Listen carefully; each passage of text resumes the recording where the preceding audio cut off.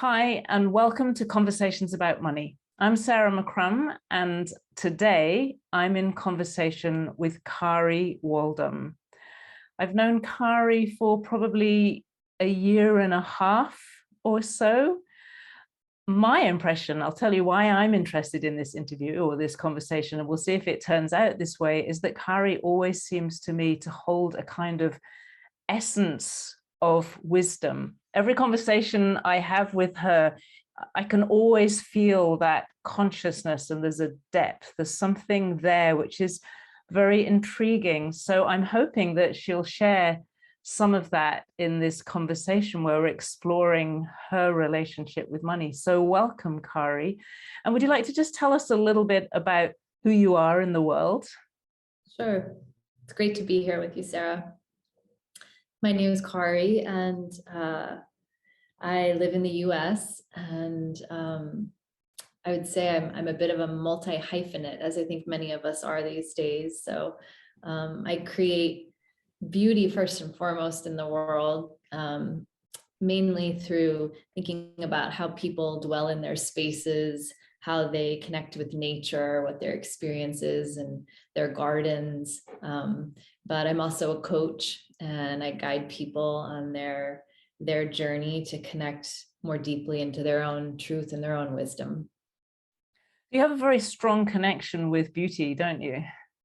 I do. Yeah.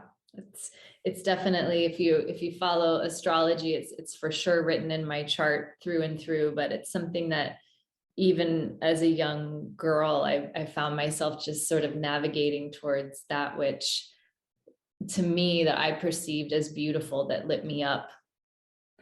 So when you were young, what kind of story did you have about money, or what did you grow up with? Oof, that's a good one. Not beautiful then. Not, yeah, I mean, I think like so many people, just these stories get rooted oftentimes in our households and our families. And I think my parents were doing the very best they could with the sort of tools that they had, the awareness, the consciousness they had at that time, which just, was as good as what was sort of imparted on them from their parents, and a reflection too of the culture and the society at the time. And I think, there's certainly I grew up in the Midwest of the US, where there's, we're known to have a very good work ethic and work hard and save your money and make good decisions, and a lot of very practical information about money. Don't spend money you don't have.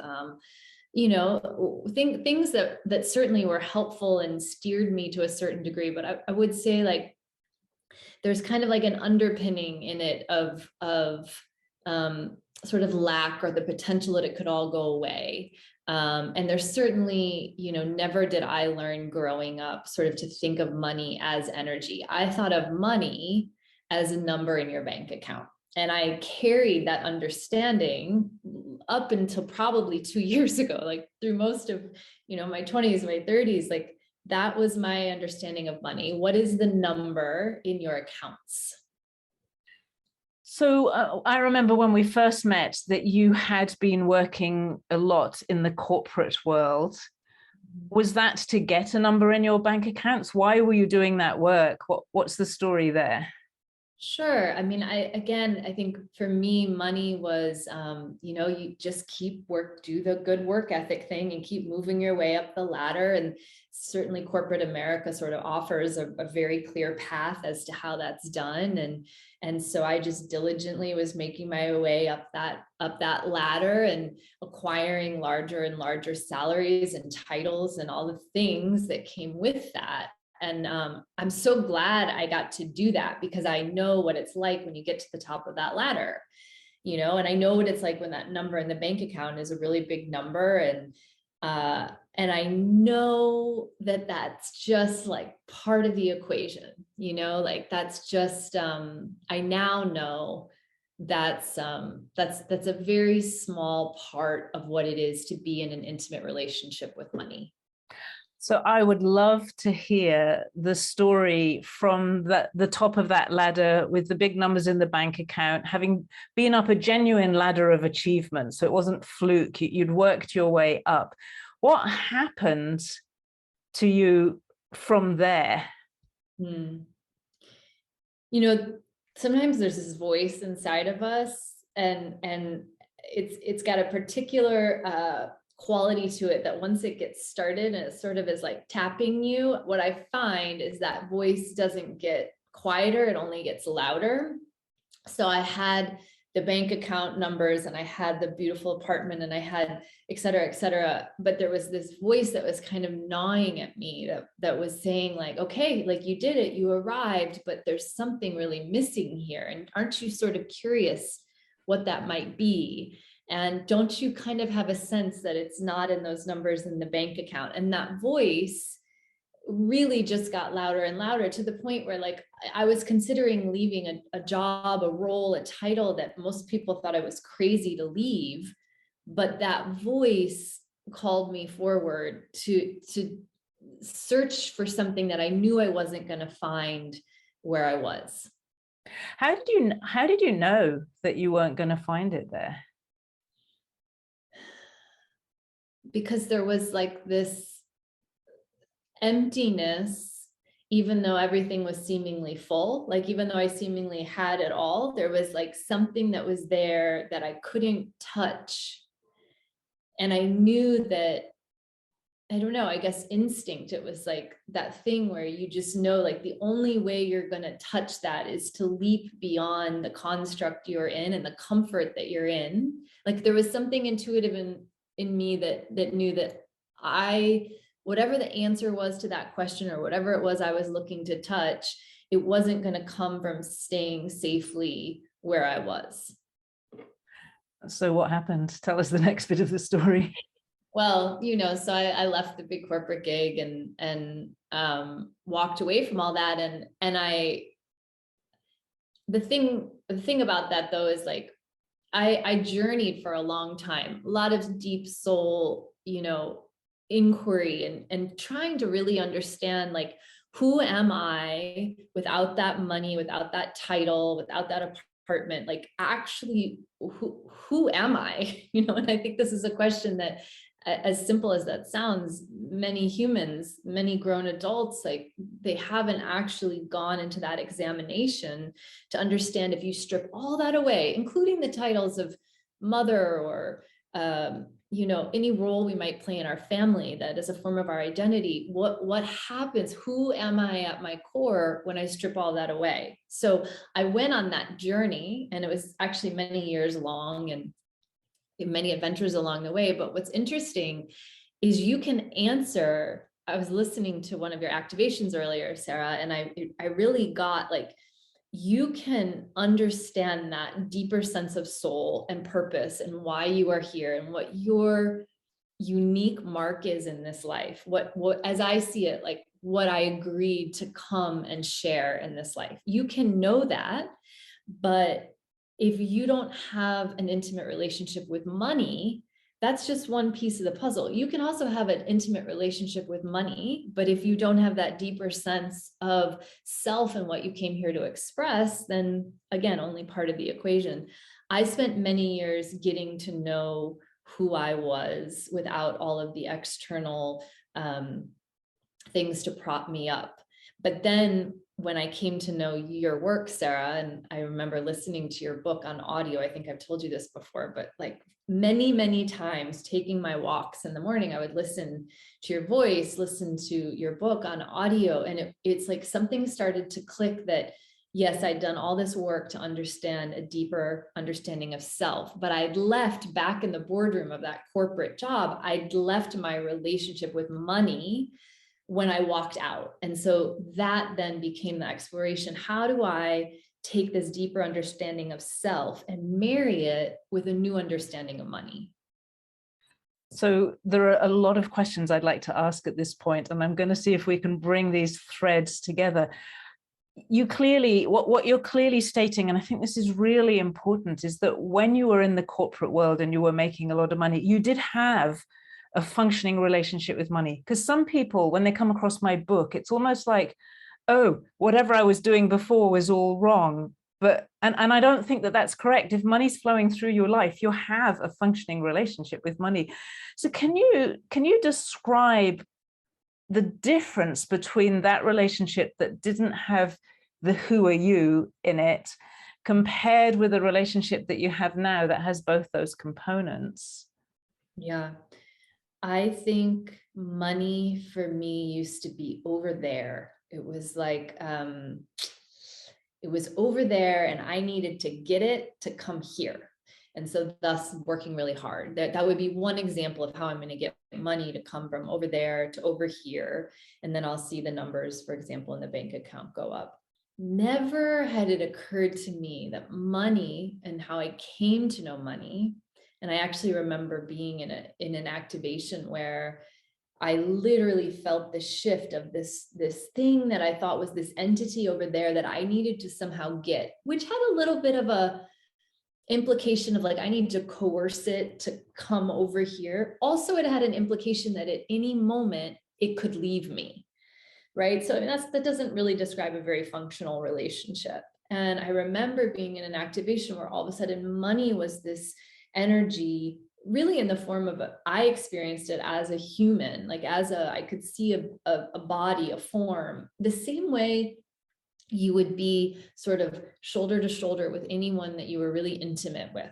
It was like all of a sudden this thing that before was over there that I had to get to come here was shoulder to shoulder with me, moving through this world in such a way where you would turn to a partner and be like, hey, what do you think about such and such? Or like, what are your thoughts on so and so? It was this collaboration where we were now joined. And that was the biggest shift for me. And I do think that understanding myself in a way allowed me to look over and realize there was this other energy that had been there all along. What was it that you found about yourself on that long journey? It's very rare that we get the chance to hear somebody actually speak openly about that. Mm. Oof, how to summarize that? I think about things sort of in masculine, feminine energies a lot, just because I think they're fairly like known enough that I can sort of point to them in a way that people would understand. But I was orienting through life from a very masculine oriented perspective, where there was just a lot of sort of penetrative energy and get things done and get from here to there and cross things off the to-do list and climb the ladder. And I always describe it as sort of living life as though you were on a lake in a speedboat and the boat was just careening along the top of the top of the water, you know, like barely touching the water. And I think that more masculine based energy, like it lends itself to that. Like you get where you're going in the boat and you get there quickly. I was missing and I think very hungry for the depth that lived down in the water and what happens when we slow down, what happens when we actually take a more easeful approach to things and allow ourselves to sink down, to feel more and to be more present to what's actually occurring in this moment versus trying to get to this end result. And so a lot of my journey was switching, and it's still a practice today, because I mean, I still love a good to-do list and getting stuff done and putting things in boxes and going fast, but it's become, I really made this shift in my life to drop more deeply into what this human experience is and what is possible. And it's hard to summarize a journey like that, but I would say that, you know, I'm moving through the lake now and there's still movement, but there's so much more depth in my experience and my connections and my experience in this life. It's a hard thing to summarize, but yeah. And in a way, I heard you say that you were looking or you were asking the question, who am I? Mm-hmm. Who are you?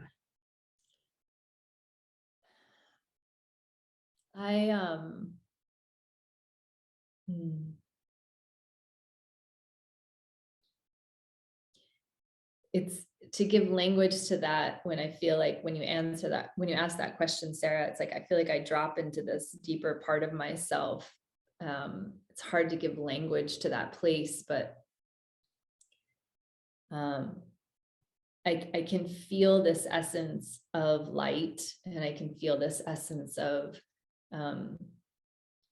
a sharing of that light in a particular, almost like I came to understand, I think we all have that light. It's like I came to feel inside of me the particular quality of light that I'm emanating, which is not to put myself on any pedestal. It's like almost like I became familiar with like the particular quality of my essence. And I see in the third dimension, there are things that come from that essence, like that I share wisdom with others, and that I create beauty as I go along in life. But it's really like I am that light that I feel like I can now sort of touch inside of myself. Thank you. Thank you for sharing that.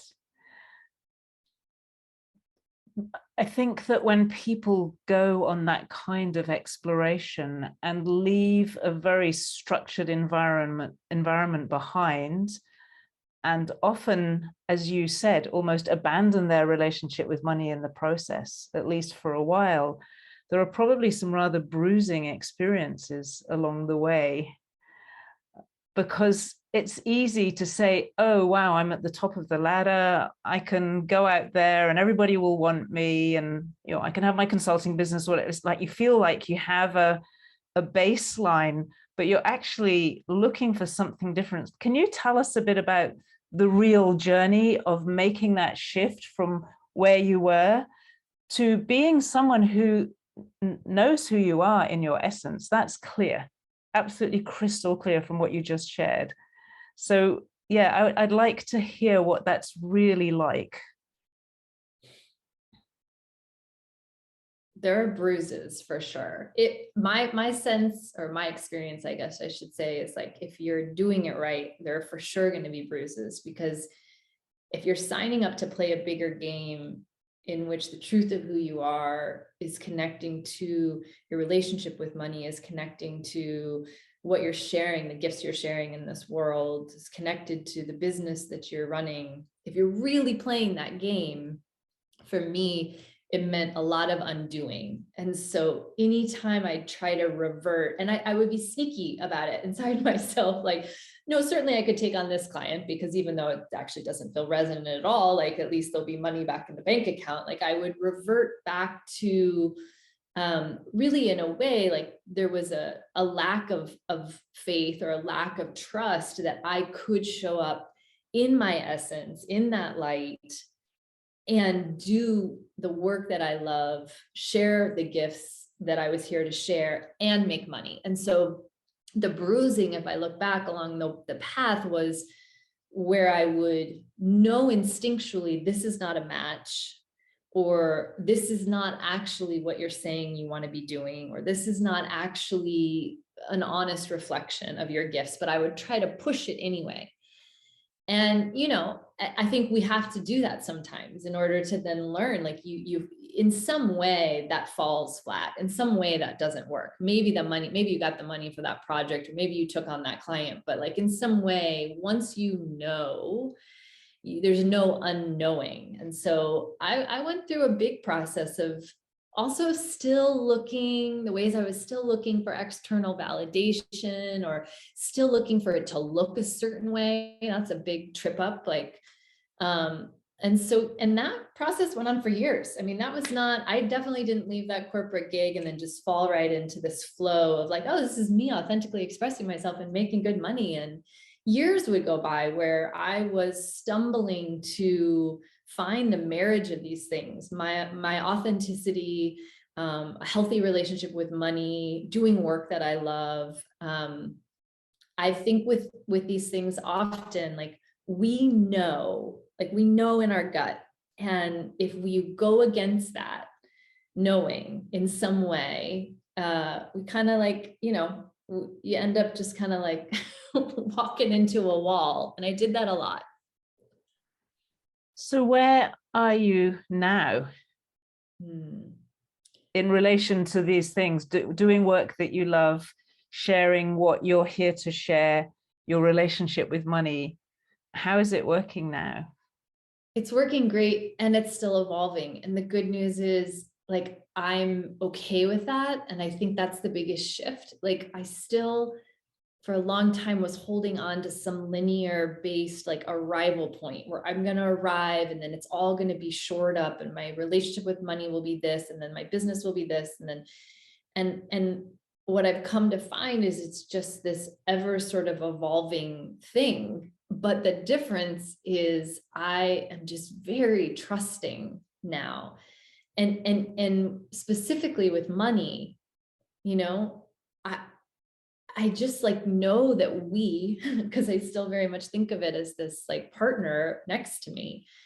I just know that we have got this. And even if things fall away, because I'm finding, God, that really doesn't, the letting go sometimes is the hardest part. Like, just like, that project served me 6 months ago, you know, or that client made sense 6 months ago and doesn't anymore. Or I really actually am feeling called in this brand new direction. That's a little scary, but there's a trust mechanism that is now in place that is allowing me to just be okay with things that before I would have gripped around and I would have tried to hold on to them, or I would have tried to force things as it relates to my work. And I don't do that so much anymore. And then what I find is, very organically, these things are, like, popping up that, of course, I never could have constructed or orchestrated if I had tried. I think that's another really big shift, is we are really good at humans, and especially with money and work, like, we get into this very narrow, if I just do these things right, then the money will come, or the opportunity will come,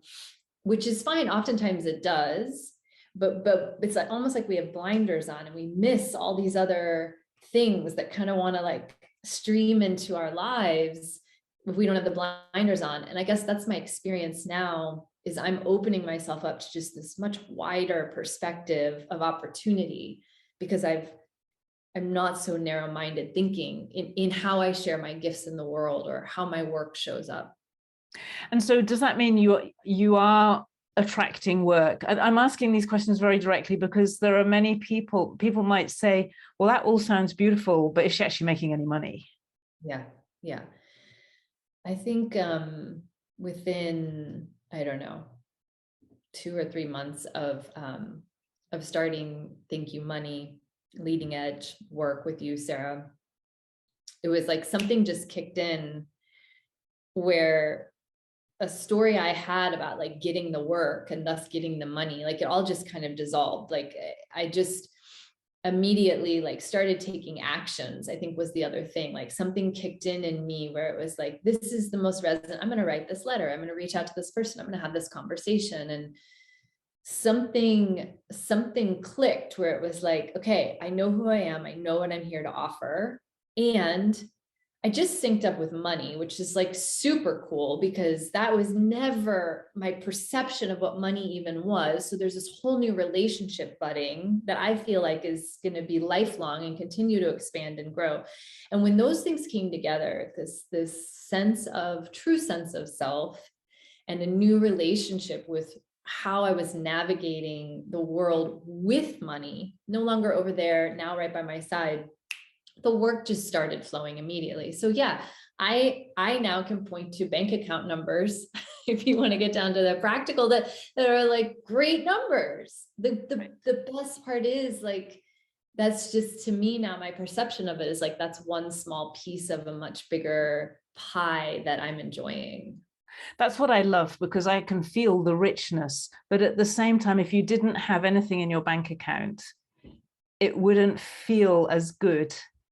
I think sometimes, especially in the spiritual world, I'm sure you've seen this a lot, people say, oh, well, maybe it doesn't really matter that there's nothing in my bank account because, you know, there's all this good stuff happening and blah, blah, blah. And you see them going round and round and round. But I think you've experienced both. You've experienced good stuff and beautiful things and not enough money. And you've experienced good things and beautiful things and having numbers on your bank account. Can you tell us what the difference is? Well, first of all, I mean, I think we talk a lot about spirit meeting matter, and I see that reflected in my life in several ways. Like, first of all, beauty oftentimes is experienced in the third dimension, and it can be a beautiful sunset, but that's something we can point at. Oftentimes it's things, it's objects, it's, something tangible that we can hold, that captures us, or a beautiful garden. And all of those things require money, so it's interesting that, for me, like, the creation of beauty in this life, oftentimes there's money involved in making it. Money itself is energy, but in so many ways, it's interesting, both of these things, the energy of beauty and the energy of money, in so many ways, like, they show up in a very, like, matter-based way in this life. And they're very linked, aren't they? I think there's such an incredible link between money and beauty, and how money, it's not that just money allows us to create beauty, but money, when you have this understanding, is beautiful. Yes. And that, to me, so it would be like ironic that we would in some way like cut that off from being spiritual, like that we would, or being connected to spirit. It's like the energy of beauty and the energy of money, to me, are examples of the energy of spirit flowing all around us. And thus, like, to ever, to say that, like, having the dollars in the bank account, that, that in some way is like disconnected from spirit. It's just, I get where that comes from. And what I can say is, like, dollars in the bank account, the potentiality for creating beauty, like, all of it to me feels like this very natural energy that we were supposed to have in abundance. Like, we were meant to have an abundance,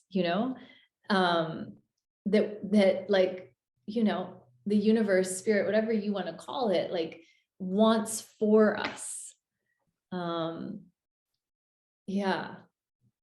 So what is money really for you now? What is it? Money for me now is, it's an energy, it's specific, it's a specific kind of energy. So again, beauty for me has a certain flavor of energy. Money has a certain flavor of energy, but the opportunity with money feels similar to the opportunity with the energy of beauty. And that is, there's this potential for co-creation. It's like, and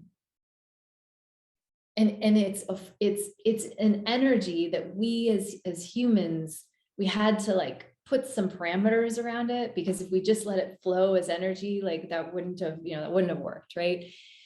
So I actually think we were brilliant to create things like money and, coins that are exchanged, and now all these other amazing ways of exchanging, quote unquote, money, which was just our way of sort of harnessing this thing so that we could exchange. But really, at the end of the day, it's all this big exchange of energy, our gifts, like the creation of what wants to flow through us and that we get to share with one another. And so money now for me, it's like, I really see it as this, again, hard to give language, this flowing currency of energy between us, working with us, a modality really for creation in this life. Beautiful. Thank you. If you would sum up the most important thing that you've learned, or that has evolved in you, maybe, or emerged through you, perhaps in the last year or two, or the most significant change that you've experienced, what's that? I think one of the biggest is that all of this can be had through ease. Like, it just never really occurred to me that things could be more easeful, that abundance could stem from more ease. And this actually ties nicely back to, like, how did I grow up thinking about money? It's like, work hard, work harder. That me shifting my energetics into a place of more ease begets so much more. It begets a richer relationship with money. It begets more dollars in the bank account. It begets more opportunities. It begets more creation of beauty. But that literally, like, and I can just trace it in myself, and I see the days where I'm off, the deeper I allow myself to rest in an easeful state, the more comes flooding towards me. And that